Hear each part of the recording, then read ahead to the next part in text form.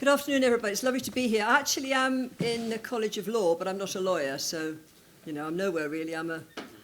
The world is my inhabitation. I'm an international woman, I hope. It doesn't matter where I'm placed at SOAS. Anyway, I love SOAS. It's amazing.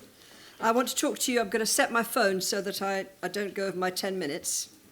Because the conversation afterwards is the best thing, isn't it? I'm going to do a quick pitch and then the others, and then we'll have open it to the floor, which is the best bit.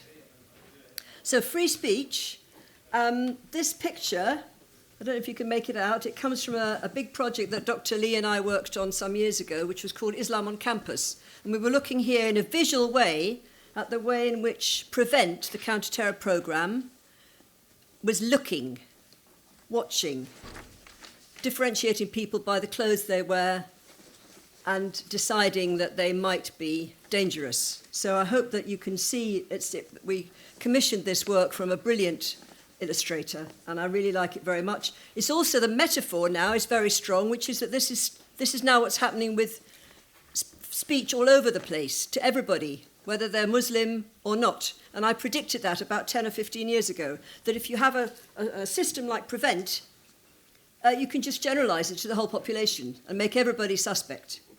So to an extent, this is what's happening now. I'm going to cover, very quickly, she says breathlessly, 7 major points, and they are that there are ideological, I've almost got one slide for each. I've tried to be really grown up about this. The ideological constraints are increasing, and they are reducing the possibility of discussing controversial subjects. So, for example, a topic like anti-Semitism, which is core to much of what's going on in the world at the moment, is very difficult to discuss. Second point, that the challenge to democracy that this brings, this censorship, opens spaces for extreme politics. So we're creating a vacuum where extreme political groups use polarizations, and I'll give you a few examples of the polarizations, in order to confuse us and silence us. And when I say us, I mean the whole world, although obviously I'm UK-based most of the time. Thirdly, self-censorship lessens our capacity for using language to develop thought and knowledge. You here today have very kindly allowed me the floor. You've given me permission to speak to you. Later we're going to have questions and discuss it in, I hope, trust and acceptance that we might take the risk of causing offence, and then we'll sort it out if it happens. But this is not normal anymore. This is an abnormal situation in which we are prepared to have a conversation in trust with each other. Fourthly, I would say that although most of my work is on the campus, not least because universities are being blamed for all these free speech crises, but it's necessary to go beyond the campus, outside, into the real world, and speak truth to power, which I do in Westminster with an all-party parliamentary group. I don't know if you're familiar with those, APPGs.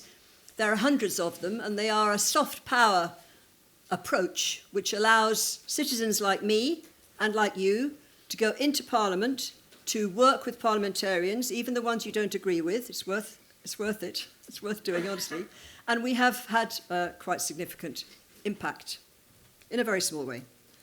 Next point, new legislation on free speech, which came in 2023, which was completely unnecessary. This new legislation necessitates clarity for compliance. You have to be clear about what you're saying, which often means we don't speak at all because we think, well, I might get the word wrong, I might express myself badly. And free speech is being seen as both vital and dangerous. I'll talk a little bit more later about offence. I've got a very quick case study to give you already, also about Sweden and the Middle East. And then I've got some tips for what you could read or consider if you wanted to. So this issue around ideological constraints. Ideological constraints are increasing, and this reduces discussion of controversial topics. So you will all be aware of terms like woke. Woke is now being used as a personal insult. So if somebody says to me, "You're just so woke, Alison," that is supposed to be rude. Actually, I take it as a compliment, because woke, as you may know, originated in black American communities in the 1960s in North America, meaning literally being awake to injustice. Woke. It's now being used as an insult by those who do not wish us to be alert to injustices, so that anti-woke has come about. So these are completely fake. They're invented, they're confected, but they present us with a polarization where we can't say there must be a middle ground. Surely we can talk about this. No, you can't. You're either woke or you're anti-woke. Similarly, neurodivergent versus neurotypical. The whole issue about, do I have ADHD, do I have autism? These are serious issues, but it's not possible to discuss them, to ask questions about it, to probe a little bit, because you're told that the world falls into either those who are neurodivergent or those who are neurotypical. This is labelling, which is stopping us from having some kind of negotiation in the middle. Maybe I might like to suggest that we're all a bit ADHD. Maybe I might like to suggest that certain points during the day I'm a bit autistic. That's not acceptable, because I have to observe these two polarities. Islam versus the West. It's still a classic. This was the backbone and the ribs of the global war on terror, which Dick Cheney started after 9/11. And he used Islamophobia as a way of creating something which, he said with a little smile, he had a little giggle and a little smile. When asked how long this would last, he said, well, it won't finish in my lifetime. In other words, the forever war. So again, these are fake polarizations, I believe, between Islam and the West. And there's no middle ground we can't discuss. Heterosexual versus transgender. I would say that since the beginning of time, there have been complexities of sexuality and gender identity across all civilizations. That's always been the case. But now I'm not allowed to think that way. I have to say, well, I'm either heterosexual, gender critical, or I'm transgender, or I'm anti that. So I can only possess ownership in the discussion of these two extremes. How am I doing for time? Sorry. This, just to ram home this issue, which I'm sure you don't need me to ram home, because you have to live the reality of it daily, that Bauer, in his book Culture of Ambiguity, which is an interesting book, there are flaws in it, but it's interesting ground, the distorted image of an essentially violent, anti-democratic, intractable Islam, and finally the monstrous bugbear of Islamism, threatening Western freedoms, are what ultimately motivate the political actions of Western protagonists dealing with the Islamic world. So that's Bauer being very clear, again, about that. He's giving us a perfect example, isn't he, of this polarization, Islam versus the West.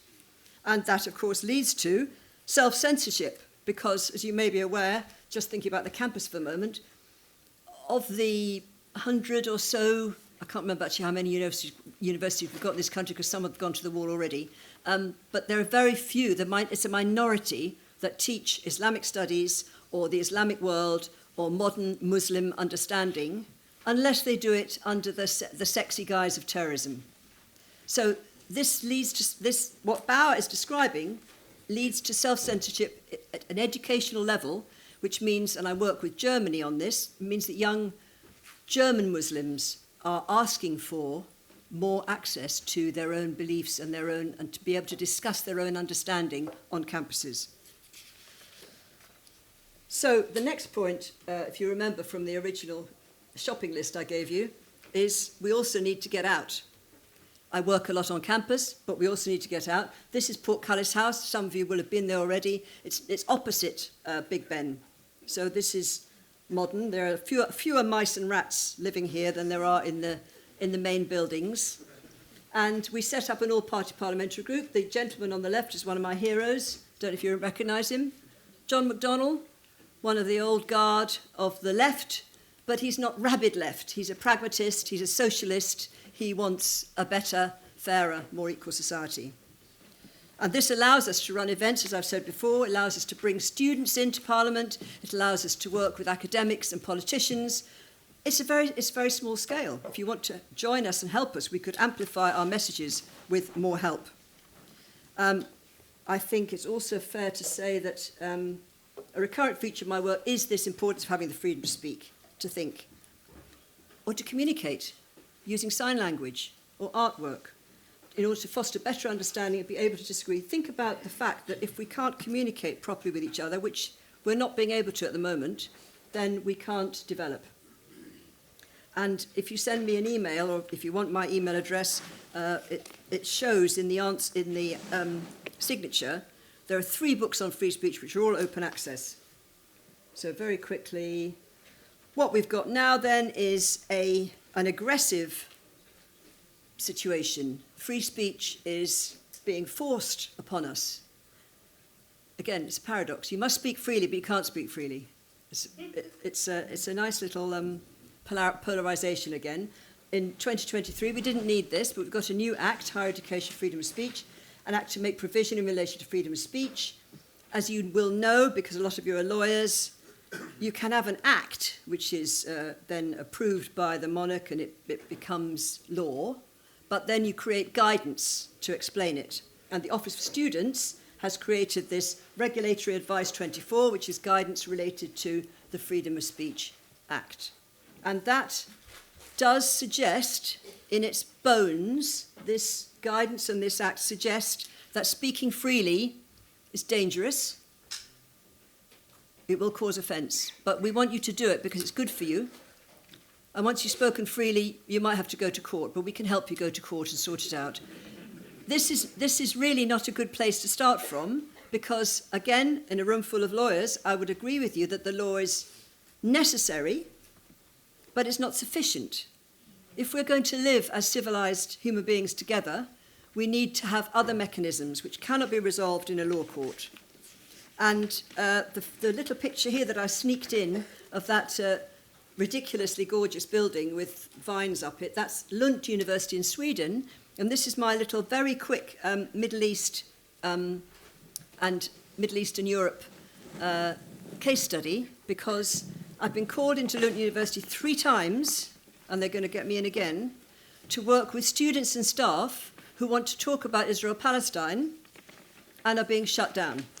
I don't know if you know this, but the Swedish government is very pro-Israeli. Students would like justice, they would like peace, they would like the killing to stop, and they want to talk about it. So they bring me in to I run big discussion groups where we set the parameters first. If there are difficult terms of wording that we don't want to use, so that we can have the conversation. If there are issues within the group, because I was working with people who were recent migrants to Sweden, and they said, please don't use the word migrant, because in Swedish it sounds so offensive. So we set up guardrails, if you like, some parameters to the conversation. Thank you very much. Brilliant.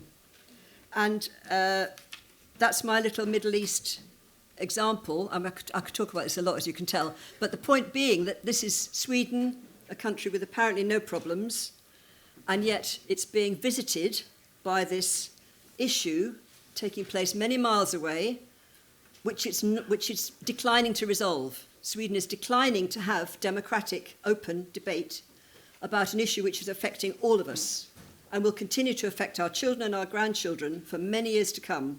What's happening in Israel-Palestine, what's happening in the wider area, the idea of having enemies that you create and keep on is a version of the forever war.